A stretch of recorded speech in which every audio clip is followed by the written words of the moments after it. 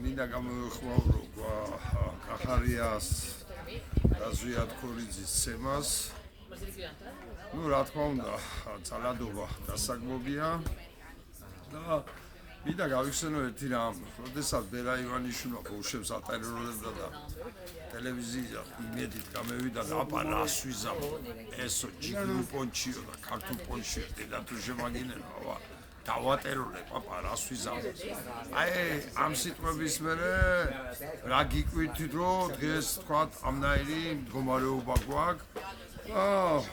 მაშინ ეს რო გავაპროტესტე, შედეგი კეცაა, ჩამოსული ვარ აგერ ემიგრაციაში სურვილის და მიუხედავად იმისა, რომ დიდი ტანჯვაა ჩემთვის ემიგრაცია, აი მიწევს მაინც, აი ზუსტად მაგისტვის, როდესაც ბერამ პირველად გააჟღერა, მაგი რომ თურმე აქვე ყველას დატერორების, გალახვის, დაჭერის და ასე შემდეგ უფლება. და ამით ერთი რამის თქმა მინდა, მანდამაინც ჩემი დაცვისთვის, როცა ეს გავაპროტესტე, თავი არავის არ მოუკლია, მანდამაინც ერთი-ორა პოლიტიკოსის გარდა, ახლა ჩამოთვლაც აღარ მინდა.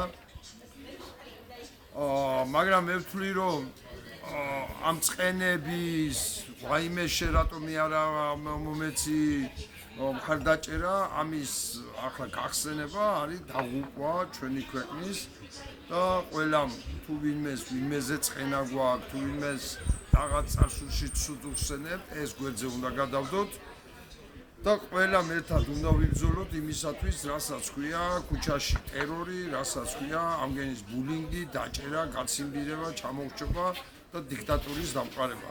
სხვანაირად ვერ გავიმარჯვებთ, მე მოხარული ვარ დღეს, რომ კაპიცვა მიიღო ძალიან მასშტაბური სახე, მაგრამ ვთვლი, რომ რამდენიმე დღეში ალბათ უკვე ვიმეცადინეთ, გაკვეთილები გავიარეთ და რამდენიმე დღეში ალბათ საჭირო იქნება უფრო დიდი და მასშტაბური კაფიცვების დაწყება, რომ რამენაირად შევაყანყალოთ ეს ძირმომპალი ხელისუფლება.